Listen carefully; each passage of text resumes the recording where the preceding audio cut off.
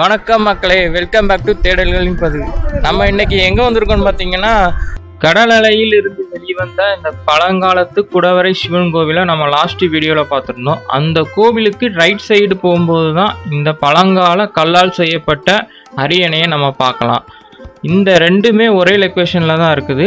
நம்ம இந்த video last time upload பண்ணியிருக்கோம். அதனோட லிங்க் நான் டிஸ்கிரிப்ஷனில் கொடுக்குறேன். அது மட்டும் இல்லாமல் அந்த வீடியோவிலே இந்த இடத்துக்கு எப்படி வரணுங்கிற பஸ் ரூட் எல்லாமே நம்ம கிளியராக எக்ஸ்பிளைன் பண்ணியிருப்போம். இப்போ ஸ்க்ரீனில் தெரிகிற அந்த லிங்கை கிளிக் பண்ணி கூட நீங்கள் இந்த வீடியோவை பார்த்துக்கலாம். இதை இங்கே உள்ள மக்கள் வந்து புலிகுகைன்னு சொல்லுவாங்க. மகாபலிபுரம் போகக்கூடிய வழியில் ஈசிஆர் ரோடு பக்கத்தில் இருக்குது. நம்ம சேனலுக்கு நீங்கள் புதுசாக வந்திருக்கீங்கன்னா மறக்காமல் நம்ம சேனலை சப்ஸ்கிரைப் பண்ணிடுங்க. தெரியாதவங்க சொந்தங்களுக்கு ஷேர் பண்ணுங்கள். வாங்க வீடியோக்குள்ளே போகலாம்.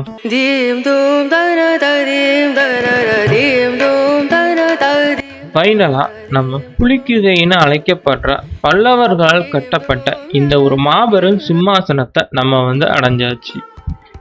அதாவது இங்கே உள்ள மக்கள் இதை சுற்றி இருக்கக்கூடிய இந்த யாழியோட உருவத்தை புலின்னு தப்பாக புரிஞ்சுக்கிட்டு புலிகுகைன்னு நாளடைவில் இதுக்கு பேர் வந்துடுச்சு.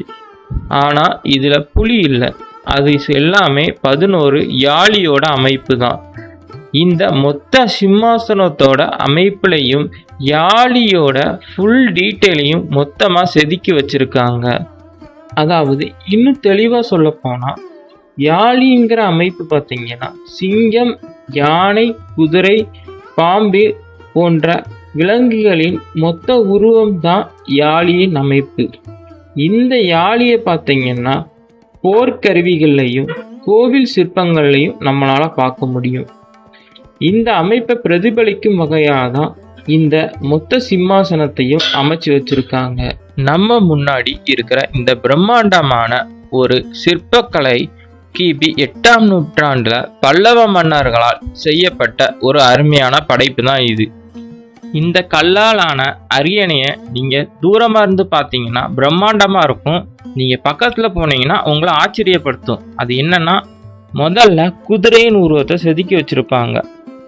அடுத்ததாக யானையின் மீது ஒரு ஸ்கொயர் மாதிரி ஒரு பாக்ஸை ஏற்படுத்தி அதுக்குள்ள 2 கடவுள்களின் உருவத்தை செதுக்கி வச்சுருக்காங்க. இந்த யானைக்கு நெத்தியை பார்க்கும்போது தெரியும், ஒரு ஆர்ச் மாதிரி ஒரு அமைப்பு இருக்கும். யானையை போருக்கு கொண்டு செல்லும்போது அதுக்கு அடிபடாத விதமாட்டு நெத்தியில் ஒரு ப்ரொடெக்ஷன் மாதிரி வச்சுருப்பாங்க. அதை பிரதிபலிக்கும் விதமாக தான் இந்த சிற்பத்தில் அமைச்சு வச்சுருக்காங்க. இது எல்லாமே வந்து யாழியோட ஒரு தனித்துவமான ஒரு தீம் சொல்லலாம். யாழியோட தீமில் தான் இந்த மொத்த அமைப்புமே அமைச்சிருக்காங்க. அதாவது நான் முன்னாடி சொன்னது மாதிரியே இந்த குதிரை, யானை, சிங்கம், அது இல்லாமல் அந்த யாழியின் தலை எல்லாமே வந்து அதில் உள்ள ஒரு பார்ட் ஆஃப் த இதுதான். இந்த பிரம்மாண்டமான அரியணையில் 2 பக்கமுமே இந்த மாதிரி ஒரு ஸ்கொயராக ஒன்று வச்சுருப்பாங்க. சைடில் பார்க்கும்போது ஒன்று தெரியும். இதில் வந்து விளக்கேற்றி வச்சுருப்பாங்க. அது மட்டும் இல்லாமல் இந்த அரியணைக்கு போவதுக்கு ஒரு 3 பாதை வச்சுருக்காங்க. சென்டரில் இருந்து ஒரு படிக்கட்டு, 2 சைட்லேயுமே இருந்து 2 படிக்கட்டுகள் வச்சுருக்காங்க. வாங்க நம்மளும் அரியாசனம் இருந்த அந்த இடத்துல இருந்து அந்த அவையை ரசித்து பார்க்கலாம். நீங்கள் சொன்னால் நம்புவீங்களா, இவ்வளோ அமைதியாக இருக்கிற இந்த இடத்துல தான் பல்லவ மன்னர்கள் அவங்களோட அரியாசனத்தை வச்சு பரதநாட்டியம், அது மட்டும் இல்லாமல் இந்திர விழாக்கள், பல நிகழ்ச்சிகளை இந்த இடத்துல தான் வச்சு நடத்தியிருக்காங்க. அவை கூட்டங்கள் உள்பட. ஏன்னா இந்த இடத்துல இருந்து பார்த்தேன்னா ஃபுல்லாக அந்த மரங்கள்லாம் இருக்குல்ல, அது இல்லாமல் ஒரு கடல் தான் இருக்கும். ஏன்னா இந்த மரங்கள் எல்லாமே இப்போ வச்சது தான். மரங்கள் எல்லாமே வந்து இந்த அரியணைக்கு சைட்லேயும் பின்னாடியும் மட்டும்தான் உண்டு. ஃப்ரெண்டில் பார்த்தீங்கன்னா எல்லாமே பிளெயினாக அந்த கடலோட அழகை ரசித்து பார்க்கறது மாதிரியான அமைப்பில் தான் வச்சுருக்காங்க. ஏன்னா அந்த கடல் காற்றுல வந்து அவங்களோட சிம்மாசனத்தை வச்சு அவங்க வந்து ஒரு ராஜ்யத்தை நடத்தியிருக்காங்க. அது வந்து நமக்கு ஒரு பிரமிப்பு மட்டும் மெய்சில் இருக்கும் ஒரு நிகழ்வு தான். நீங்கள் கற்பனை பண்ணி பாருங்கள் எப்படி இருந்திருக்கும். நான் உங்களுக்கு வந்து ஒரு ஏஐ வீடியோ போடுறேன், நீங்கள் அதுலேயே நீங்கள் பார்த்துக்கலாம் இது எப்படி நடந்திருக்குன்னு சொல்லிட்டு.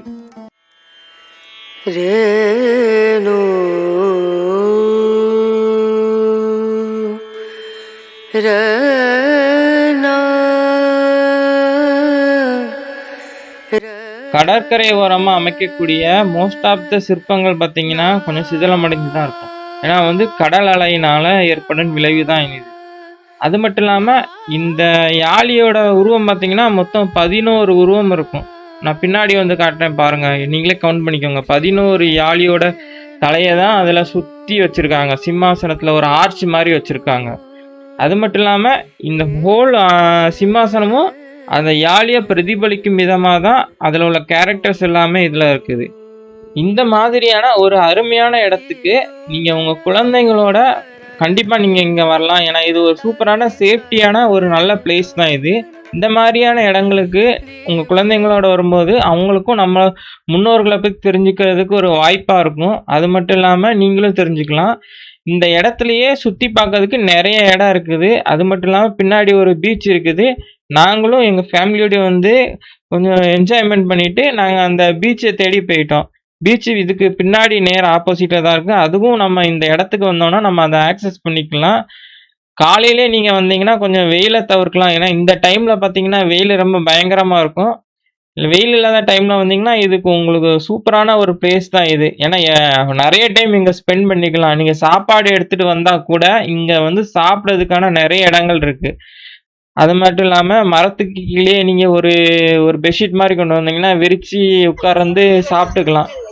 இதுக்கு பக்கத்தில் தான் 2 கிலோமீட்டர் தள்ளி மகாபலிபுரம் அமைஞ்சிருக்கு. ஆனால் இந்த அளவுக்கு அங்கே ஃப்ரீயாக இருக்குமான்னு சொன்னால் அது இல்லை தான். ஏன்னா மக்கள் தெரிஞ்ச இடம்னா மகாபலிபுரம் மட்டும்தான் இந்த ஏரியாவில். ஏன்னா அங்கே தான் வந்து டூரிஸ்ட்டுகளும் சரி லோக்கல் பீப்புளும் சரி எல்லாருமே அங்கே தான் ஃபுல்லாக ஸ்டே பண்ணுவாங்க. உங்களுக்கு இந்த சாய்ஸ் வந்து ஃபேமிலிக்கான ஒரு பெஸ்ட்டு பிளேஸ் தான் சொல்லுவேன். சிற்பங்கள் பிடிச்சிருக்கேன், நான் பிடிச்சிருக்கேன். இங்கே போய் பெரியப்பா பிடிச்சா வச்சிருக்கேன். முளை மட்டும் இல்லை, நான் பெரியப்பா பிடிச்சிருக்கேன்ல. செல்லங்குட்டி கோபி ஓ சப்ஸ்கிரைப் பண்ணுங்கன்னு சொல்லு. அதுக்கப்புறமாட்ட நம்ம இந்த ஏரியாவில் ஒரு பெஸ்ட்டு பிளேஸை நம்ம சூஸ் பண்ணிட்டோம். இந்த மரத்தடிக்கு கீழே பார்த்தீங்கன்னா நல்ல கற்களால் செய்யப்பட்ட நல்ல அருமையான ஒரு பெஞ்சஸ் நிறையவே இருக்குது. ஒரு பெரிய ஃபேமிலிக்குன்னா இந்த இது கரெக்டாக இருக்கு. நம்ம பெரிய மரத்தடிக்கு கீழே வந்து உட்காந்து சாப்பிட்றதுக்கான ஒரு அருமையான இடம் தான் இது. கொஞ்ச நேரம் நம்ம அங்கே டைம் ஸ்பெண்ட் பண்ணி ரெஸ்ட் எடுத்துட்டு அதுக்கப்புறமா நம்ம வந்து பீச்சுக்கு போயிட்டோம். இந்த மாதிரியான இடத்துல பனை மரங்கள் வைக்கிறதுக்கான காரணம் என்னன்னு பார்த்தீங்கன்னா வந்து கடல் அரிப்பு இங்கே நிறையவே இருக்கும். அதை தடுக்கிறதுக்கு வேண்டி தான் இந்த மரங்களெல்லாம் வச்சுருக்காங்க. நம்ம குளத்தை வெட்டினாலும் குளத்தை சுற்றி இந்த பனை மரங்களை வைக்கிறதுக்கு காரணமும் இதுதான். ஏன்னா வந்து இது வந்து வேர் வந்து நல்லாவே ஸ்ப்ரிட் ஆகி போயிடும். அது வந்து மண் அரிப்பை அப்படியே தடுத்து வச்சுருக்கோம். அது இல்லாமல் மண்ணை நம்ம சுற்றி இப்போ ஒரு அமைப்பு வச்சுருக்கோம்னு வச்சுக்கோங்களேன், ஒரு காம்பவுண்ட் மாதிரி. அந்த அமைப்பை வந்து மண்ணால் செய்யப்பட்ட ஒரு காம்பவுண்ட் மாதிரி வச்சுருந்தோம்னா அதை வந்து ஃபுல்லாக பிடிச்சி அப்படியே ஒரு நல்ல பாண்டிங் மாதிரி வச்சுக்கிறோம். அதனால் மழை பெஞ்சாலும் எந்த அரிப்பும் ஏற்படாது. அந்த கான்செப்ட்லேயே தான் இங்கே வச்சுருக்காங்க. இந்த அமைப்பு பார்த்திங்கன்னா இந்த இடத்த பாதுகாப்பதற்கான ஒரு சிறந்த வழி தான். ஏன்னா வந்து காற்றுல அடிக்கக்கூடிய அந்த பீச்சு மண், அப்புறம் கடல் அலைகள், காற்று எல்லாமே வந்து இந்த மண் வந்து பாதி தடுத்துரும். அந்த சிற்பங்கள் எதுவும் டேமேஜ் ஆகாமல் பார்த்துக்கும். நாங்கள் காலையிலே வந்ததுனால வந்து இந்த கடைகள் எதுவும் ஓப்பன் பண்ணலன்னு நினைக்கிறேன். மேபி அவங்க ஈவினிங் ஓப்பன் பண்ண வாய்ப்பு இருக்குது. ஏன்னா இந்த வழியாக போகிறதுக்கு பாதை அதை சுற்றி கடைகள் எல்லாமே வச்சுருக்காங்க. ஆனால் எதுவும் ஓப்பன் பண்ண மாதிரி தெரியல. இப்போ நம்ம நடந்துட்டு இருக்கக்கூடிய இந்த இடத்துக்கு கீழேயே எவ்வளவு கலை பொக்கிஷங்கள் கோவில்கள் புதஞ்சிருக்குன்னு நமக்கே தெரியாது. ஏன்னா வந்து பல்லவர்கள் வந்து இவ்வளவு கலைநியமிக்க இடத்தெல்லாம் கட்டியிருக்காங்கன்னா இதுக்கு சுற்றி கண்டிப்பாக ஏதாவது ஒரு பிரம்மாண்டமான அமைப்புகள் எல்லாமே வந்து இருக்க தான் செய்யும், இருந்திருக்கும். அது வந்து மண்ணுக்குள்ளே புதஞ்சிருக்க நிறைய வாய்ப்பு இருக்குது. ஏன்னா இது இப்போ இருக்கக்கூடிய எல்லாமே இது வரைக்கும் பார்த்த எல்லாமே வந்து சுனாமி வந்ததுக்கு அப்புறம் தான் நமக்கு வெளியவே தெரிஞ்சிருக்கு.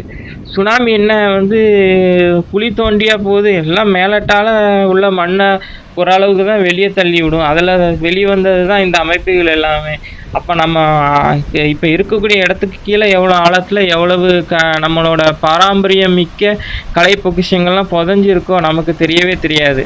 ஒருவேளை நம்மளோட பாரம்பரியம் பழமை எல்லாமே வந்து இப்போ இருக்கக்கூடிய ஃபேக்ட் எல்லாமே உடைக்கக்கூடிய அளவுக்கு இருக்குன்னு சொல்லிட்டு அந்நிய சக்திகள் அதை தடை பண்ணாலும் வாய்ப்பில்லை. ஏன்னா நமக்கு எதுவும் தெரியாது. ஏன்னா நம்ம முன்னோர்கள் வந்து எவ்வளவு முன்னோக்கி இருந்தாங்கிறத வெளிக்கொண்டு வராமல் பார்த்துக்கிறது தான் அவங்களோட வேலையே. அதுவும் இல்லாமல் அந்த மாதிரி விஷயங்கள்லாம் வெளியே வரும்போது நம்ம யாருன்னு நமக்கு தெரியும். அதுவும் இல்லாமல் நம்மளோட திறமைகளையும் நம்ம இன்னும் வளர்த்துக்கலாம். இதெல்லாமே அந்த கடவுளுக்கு தான் வெளிச்சம். ஃபேமிலியோடு வருவாங்க வந்து இங்கே கடல் இருக்குது, கொஞ்சம் ஜாக்கிரதையாகவே இருங்க. ஏன்னா இங்கே உள்ள அலைகள் கொஞ்சம் ஆக்ரோஷமாக இருக்கும் இந்த இடத்துல உள்ளது எல்லாமே. இந்த வீடியோ உங்களுக்கு பிடிச்சிருக்குன்னு நம்புகிறோம். இந்த வீடியோ பிடிச்சிருந்தா லைக் பண்ணுங்கள், ஷேர் பண்ணுங்கள், தெரியாத உங்கள் சொந்தங்களுக்கு ஷேர் பண்ணுங்கள். மீண்டும் ஒரு நல்ல வீடியோவில் சந்திப்போம். பாய் பாய் மக்களே. சப்ஸ்கிரைப் மை யூடியூப் சேனல் சொல்லு. சூப்பர்.